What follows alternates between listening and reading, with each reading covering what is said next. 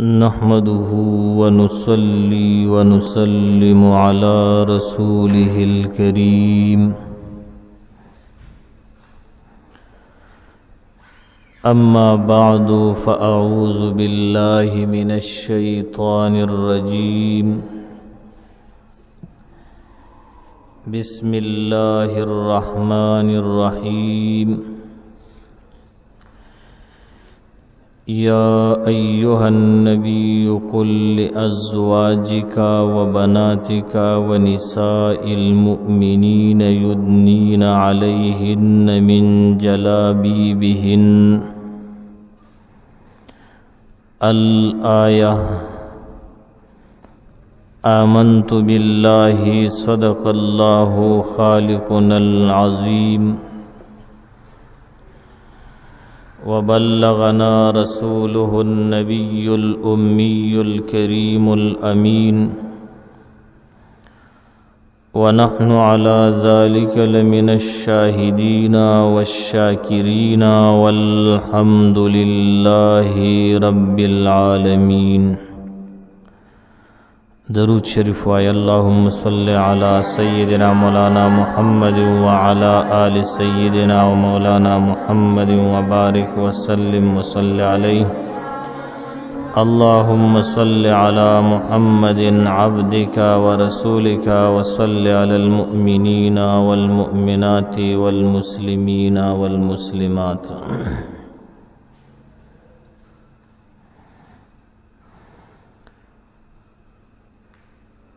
د نبی کریم صلی اللہ علیہ وسلم یو حدیث مبارکہ چپاغ حدیث کی نبی کریم صلی اللہ علیہ وسلم د خپل امت د زنانو متعلق بیان کړي دي.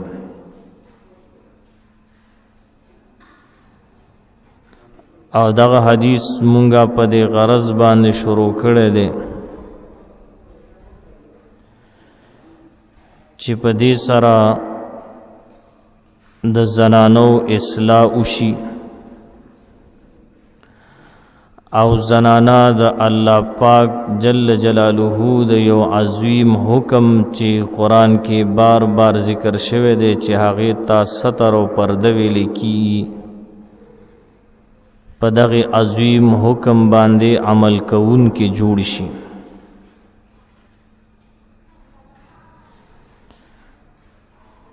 ځکه پردې مسله داسې ده چې دا انتهایی اهم مسله ده. دا د یو سړی سوچ نه کوي چې یاره دا به یو عام خبره وي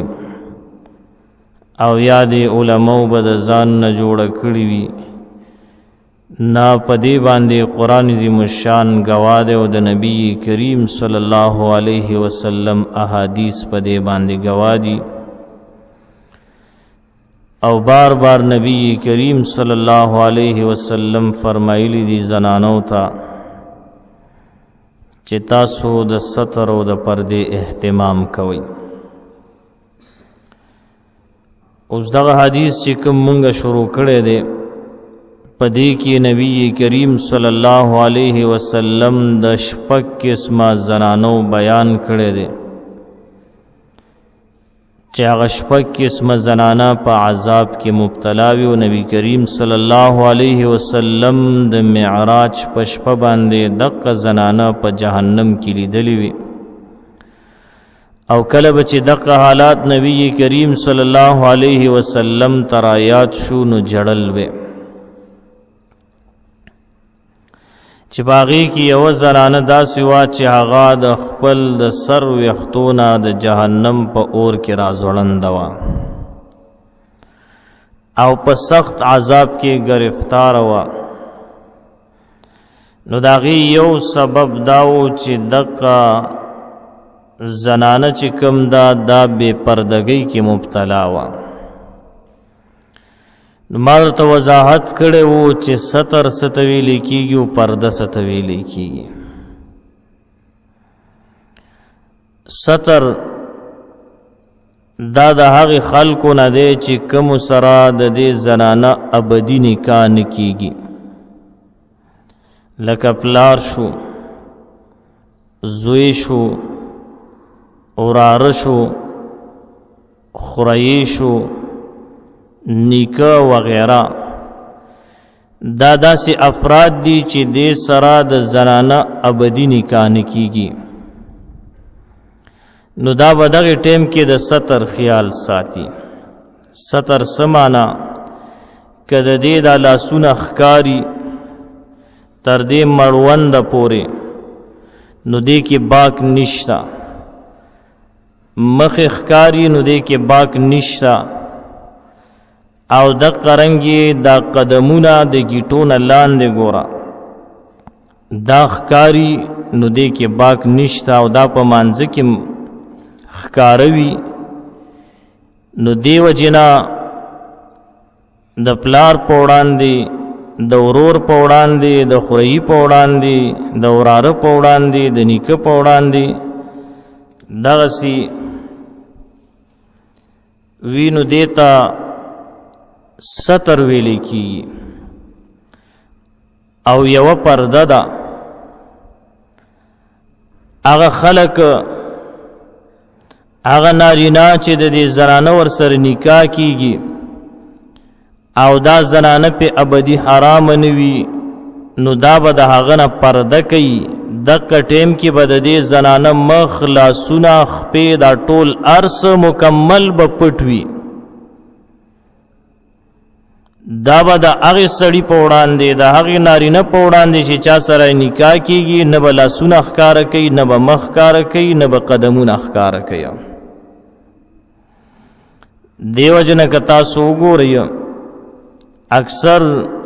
د زنانو چې کم مدارس دي، نو د هغې دپاره شرط دا لګولی وي چې کومه زنانه درس او تدریس ته راځي او علم حاصلولو له راځي، نو دا زنانه به مکمل لویه برکه په سرئ،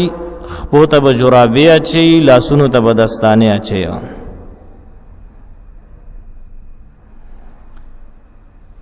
نو دا د هغې خلکو نه پرده چې هغې سره نکاح کیږي. اوس اوښی چې کم دی، زنانه به د هغې نم څه کوي؟ پرده به کوي، ځکه دا زنانه چې کم ده په خپل اوښي باندې ابدي حرامه نه ده. اوښی د دې د خور خاوند چې کم وي،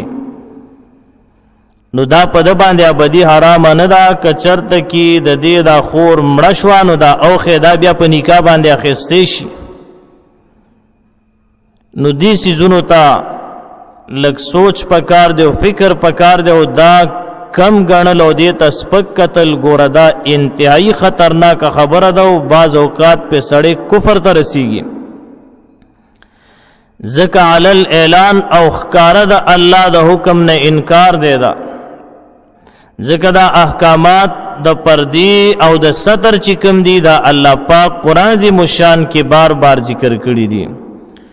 نو مقصد هم دا دی چې مونږه د خپلو میندو، خویندو او دې زنانو ته پیغام ورکو چې د دغې څیزونو نه ځان وساتئ، بې پردګي مه کوئ. ځکه د بې پردګۍ انتهایی سخت عذابونه دي. او هغه عذاب تاسو دغې حدیث کې واورېده چې نبی کریم صلی الله علیه وسلم فرمایلی دي چې کومه زنانه خپل ویښته د هغې خلکو نه پټ نه ساتي چې چا سره نکاح کیږي، نو دقه زنانه به د قیامت په ورځ په جهنم کې د خپلو ویښتو نه اویزانده وي او رازوړنده به وي او عذاب به ورته میلاویږي. نو دغه د ستر او پردې په منځ کې هغه مختصر فرق شو.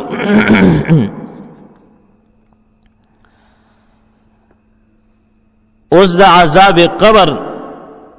متعلق یو عبرتناک واقعه چې دا واقع شوې ده، او دغه واقعه د پاکستان مشهور مفتی مولانا مفتی عبدالرؤف سکروی سے دامت برکاتهم اغوی لیکلی ده. او دا فرمای چې په ګلګت کې یو واقعه پیښه شوې وه خو یاد ساتئ بعضې واقعات الله سبحانه وتعالی په دنیا کې رونما کوي دې دپاره چې دا خلک ترنه عبرت واخلي او دا ځکه چې الله سبحانه وتعالی د قرآن فیصله ده چې په هر څیز باندې قدرت لرونکی دی ان الله علی کل شیء قدیر نو دا یو واقعه په ګلګت علاقه کې پیښه شوې ده چې یو شخص یو نارینا یو سړی دا د یو ادیرې او د مقبرې په خوا کې تیرېده نو په دغه مقبره کې او په دغه ادیره کې د یو قبر نه آواز راوته او داسې آواز چې هغه قبر نه راوته چې ما د دې قبر نه وباسئ زه ژوندی یمه مجھے نکال دو میں زندہ ہوں ما د دې قبر نه وباسئ زه ژوندی یمه دا آواز څو ورځې بار بار اورېدلی کېدو اوس داسې قسم واقعات مخکې تیر شوي دي او علماو لیکلي دي ځای په ځای باندې دا کله کله الله سبحانه وتعالی د خپل قدرت کرشمه ښیي نو دا اوازونه چې کله زیات شو مسلسل اورېدی شو نو د هغې علاقې خلک علما کرامو ته کېناستو تپوس وکړو چې مونږ څه وکړو دا آواز خو روزانه او هر کس اوس اوري نو هغه ورله جواب ورکړ که چېرته کې واقعي د دې قبر نه دا آواز روزي و دې قبر کې چې کم مرده دی او دا کومه زنانه ده که دا ژوندی وي نو راویې باسئ دا فتوا ورله ورکړله او که ستاسو یقین وي چې دا آواز د دې قبر نه روزي نو دا قبر اوس پړئ نو دغه خلک راجمع شو دغې مقبرې ته لاړل قبر یې راکولو که څنګه چې ړومبی خښته را لرې کا یا کومه تخته لګېدلې وه هغه یې را لرې کړله نو ګوري چې یوه زنانه په دې قبر کې ناسته ده او کفن چې کم دی نو هغه خوړلی شوی دی کمزوری کفن دی ځای په ځای باندې کټ شوی دی نو یې دغې زنانه ووی چې تاسو لاړ شئ او زما د کور نه زما دپاره کپړې راوړئ نو دې دپاره یې کپړې راوړلې هغه کپړې واچولې او بیا د دغې قبر نه راووتل او په یو ساه باندې او په یو منډه باندې کور ته ځان ورسولو ځان نه څادر تو کړی دی او منډې وهي کله چې خپل کور ته ورسېدله نو یو کمره کې ځان بند که ځان پسې کونډه ولګوله نو کم خلق چې ادیره کې وو او مقبره کې وو هغوی راله چې دا څه وجه ده نو د هغې کور دروازې سره ودرېده نو هغې زنانه ووی چې زه دروازه نه کولاوم تر هغه وخته پورې چې تر څو پورې داسې یو څو کسان چې هغوی سخت او مضبوط زړه والا وي او یریږي نو زما د لیدلو طاقت پکې وي نو هغوی د زما دا حال وګوري او د امت محمدي صلی الله علیه وسلم زنانو ته دا میسج او پیغام زما د طرف نه ورکي چې الله پاک مال کم عذاب را کړی دی په څه وجه را کړی دی د دغې ګناهونو نه دی دا ټولې زنانه ځان وساتي نو دغه ټیم کې څلور کسان زړور طاقتور هغې وویل چې مونږ طاقت لرو کله چې دروازه کولو کړله نو دې زنانه د عبرت په طور باندې د نصیحت په طور چې کم دی دا خپل سر ښکاره که چې وی کتل نو د سر باندې نه ویښته شته او نه ور باندې سرمن شته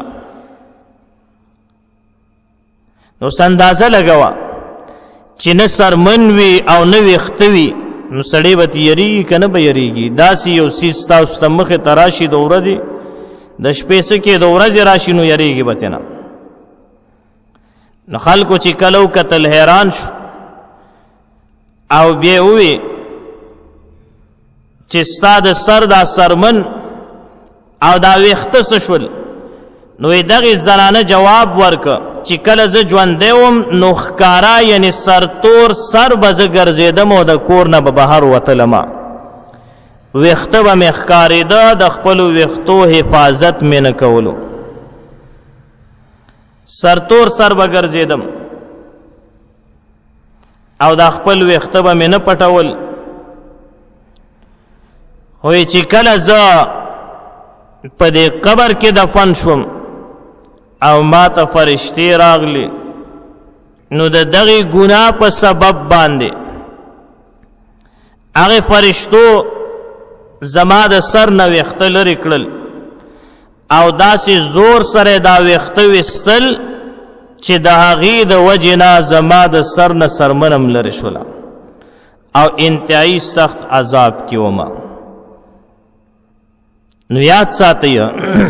داسې خبره نه ده دا کله کله الله سبحانه وتعالی د خپل قدرت هغه کرشمه ښیي دا د الله د طرف نه یو دعوت وي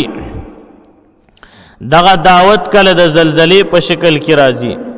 کله د سیلاب په شکل کې وي کله د طوفان په شکل کې وي کله د وبا په شکل کې وي ګوره الله خپلو بندگانو ته دعوت ورکوي چې ګناهونه پرېږدئ او زما طرف ته رجوع وکړئ او زما طرف ته راشئ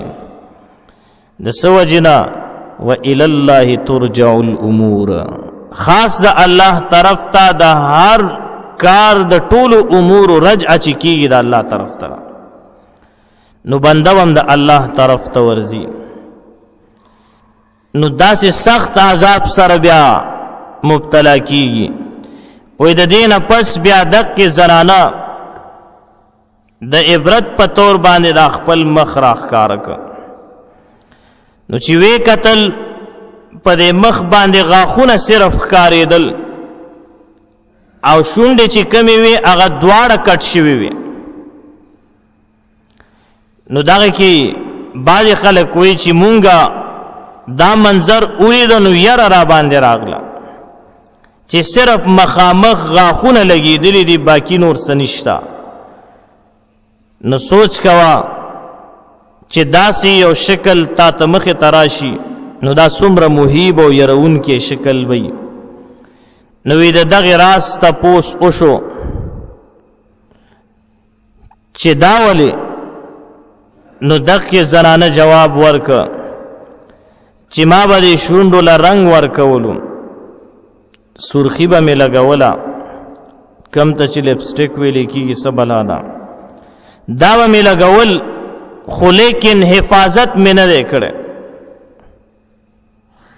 حفاظت مې نه و کړی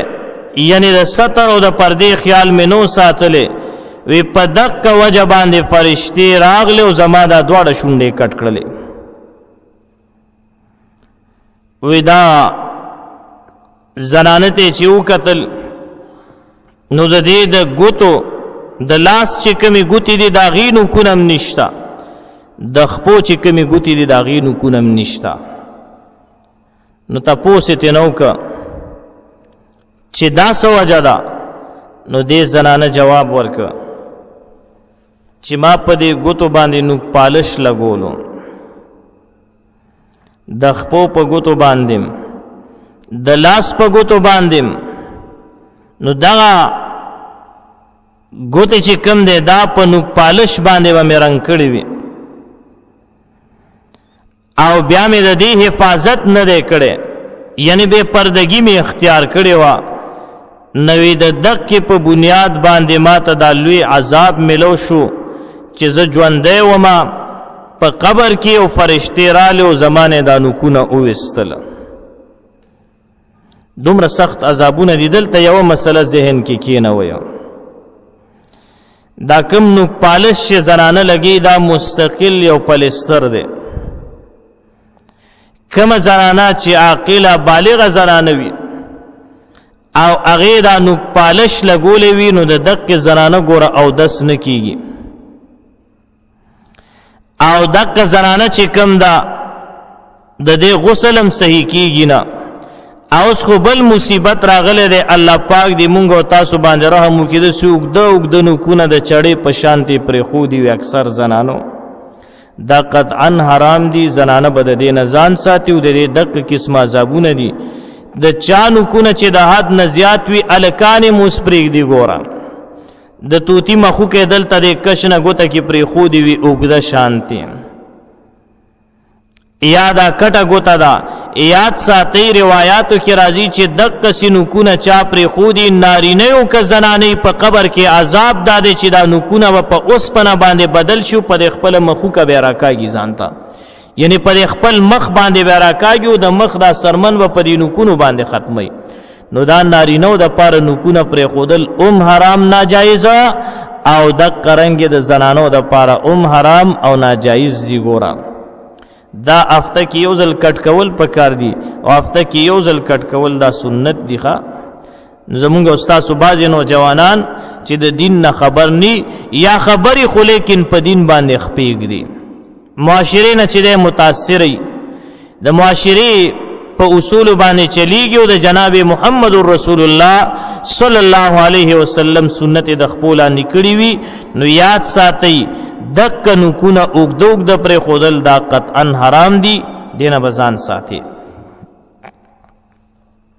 اوس نکریزو باندې چې کم نوکونه سره شوي زنانه سره کوي نو دا په دغه حکم کې نه دي. ښه دغه نوک پالش وغیرہ چې کم مختلف قسم کیمیکلز استعمالیږي او په دې نوکونو باندې ولګي او پلستر هغه پوړ شانتې کوي نو دا ناجایز دي. ګوره دا چې کم زنانه لګولي د هغې اودس نه کېږي، چې اودس ونه شو مونځ هم نه کېږي. ګوره نو دا ډبل ګناهګاره ده. الله پاک دې مونږ او تاسو باندې رحم وکړي. نو دقه د نوکونو بې پردګي د هغې دقه عذاب دی چې دا په قبر کې تینا فرشتې لرې کوي. اوس بعضې خلک به دا شک راځي چې یاره د مرګ نه پس دنیا ته خو څوک نه راځي، د مرګ نه پس دنیا ته څوک نه راځي. خو یاد ساتئ بعضې واقعات داسې څه کېږي هغه ښکاره کېږي، لکه دقه زنانه او دې دا خپل میسج او پیغام بیا ورکه چې زنانو ته دا خبره ورسوئ. کله چې دغه خبرې وکړي نو د هغې نه پس دا بیا راوغورځېدله ښه او مکه ځای کې بیا هغې نه پس دوباره وړلې شوې ده او دفن شوې ده. اوس د مرګ نه پس جون ملاوېدل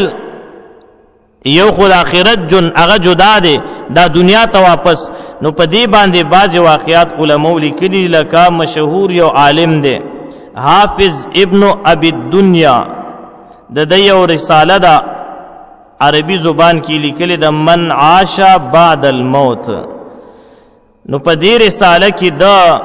په سند سره ډیر واقعات داسې لیکلي دي چې یو انسان ژوندی شو بیا یې خبرې وکړې او د مرګ نه پس یې ټول حالات بیان کو بیا مړ شو. نو دغه کتاب کې هم شته دی.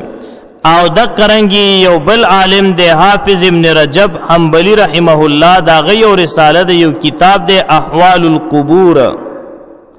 نو په هغې کې هم داسې واقعات لیکلی شوي دي. نو لہذا دا واقعات چې کوم دي د قرآن او سنت خلاف نه دي.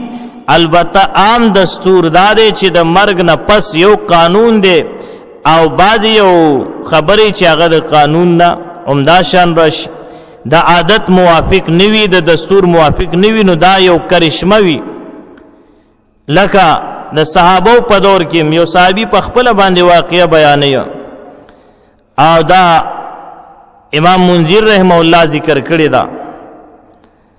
چې هغه صحابي را تېرېده او د قبر نه یو کس راووته، شکل یې د خره په شان دی او د خره په شان اوازونه کو، واقع پس قبر ته دننه شو. نو بیا تپوس وکړو، اوږده واقعه ده مختصر ویم چې د څه ګناه کړې ده. نو داغه مور ورله جواب ورکړه چې دا ډیر عبادت گزارو منځونو د سونه خو اقسم مصلی پاوا کړی وي خو لیکن یو کار پکې داو چې دی به کور ته ناوخته راتلو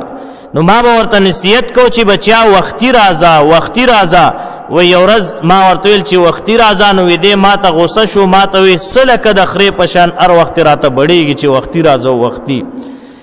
نو یو خبره ما ته کړې ده خره راته ویلې ده نو الله پاک ورله سزا په قبر کې سور کوي چې د شکلې د خر په شانتې دی نو بیا هغې صحابي د دغې دپاره دعا وکړله چې یا الله دا خلک به پریشانه شي یریږي به یا الله دې د قبر نه واپس رومه باسي نو د هغه په دعا سره په هغه قبر کې نو یاد ساتئ چې کوم سړی د مور او پلار بېادبي کوي د مور او پلار خیال نه ساتي او دغسې بېهوده او بېکاره الفاظ استعمالوي نو هغه به قبر کې د خر په شکل باندې وي اللهم احفظنا منه الله پاک دې ته موږ او تاسو ساتي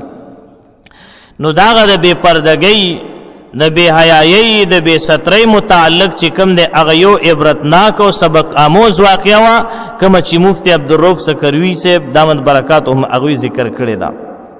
اوس په جهنم کې د زنانو د عذاب کتلو باره کې د نبی کریم صلی الله علیه وسلم نور ډیر احادیث کې بیان راغلی ښه د نامحرمه سړو مخ کې بې پرده راوتو باره کې نبی کریم صلی الله علیه وسلم او فرمایل ما په جهنم کې زیات زنانو ولیدې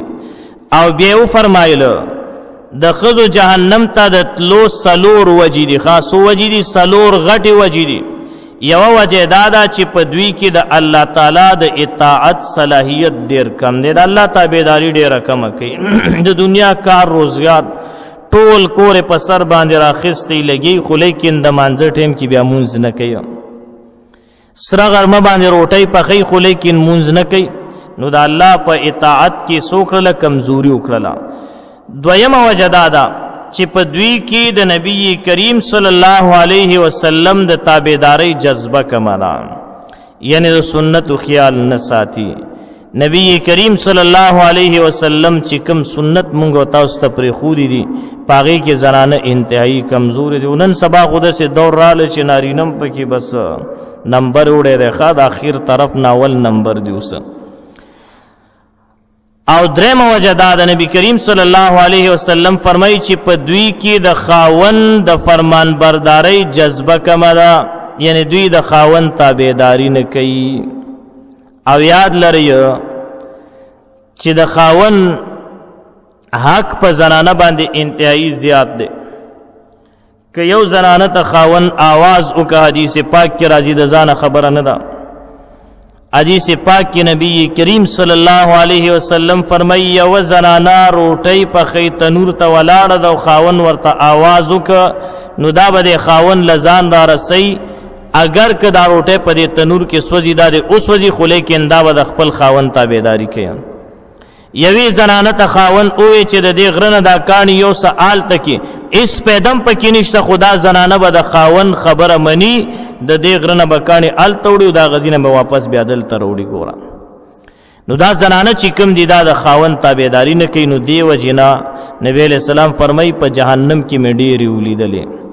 او څلورمه وجه دا ده چې زنانه کله ډول او سینګار وکړي